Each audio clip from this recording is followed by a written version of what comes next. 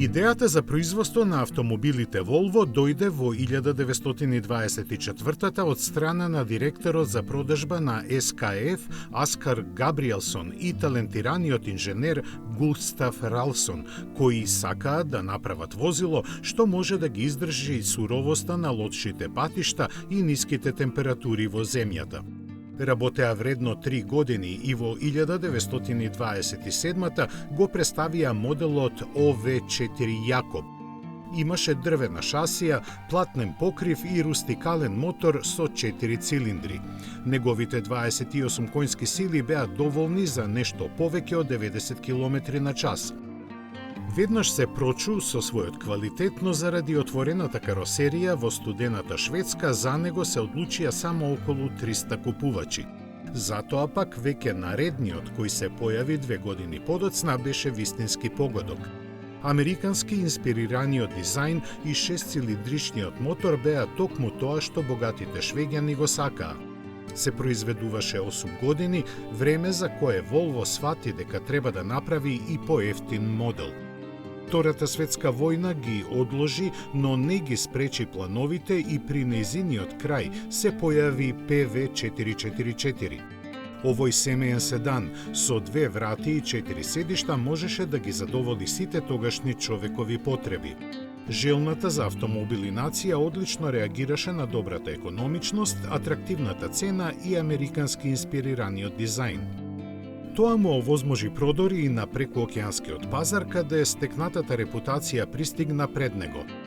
На негова основа беше направен и првиот караван на марката со иновативно размислување да биде сенаменско возило еднакво соодветно за превоз тока преку неделата и за излет со семејство за викенд.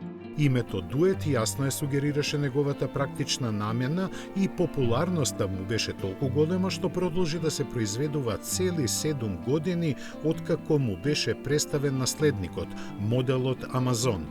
Неговите стапки ги следеа и сите други, почнувајќи од серијата 140, која представуваше значаен чекор во развојот и ги представи темелите за идните генерации шведски модели што следеа во наредните децении. Еден од нив беше коцкастиот дизајн, кој имаше важна улога во креирањето на имиџот на автомобилите на Volvo како безбедни и долготрајни. Тој дополнително беше зациментиран со појавувањето на серијата 240, која со своите карактеристики постави сосема нови стандарди во автомобилскиот свет. Беа произведени скоро 2,9 милиони примероци од неа пред да му го отстапи своето пазарно место на моделот 850. Тој заедно со поголемата серија 760 само продолжи повеќе трасираниот пат кон успехот. Заедничко за сите нив не е само премиум чувството, туку и способноста да им ги направи животот на своите сопственици подобар. Рецептот за тоа лежи во константната посветеност на Volvo за развој на технички иновации.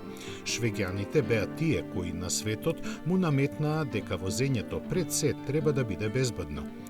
Бројот на човечки животи што ги спасија изумите на Volvo е немерлив. Да помислиме само на револуционерниот безбедносен појас со 3 точки на врзување, кој беше воведен уште во 1959 година како стандардна опрема.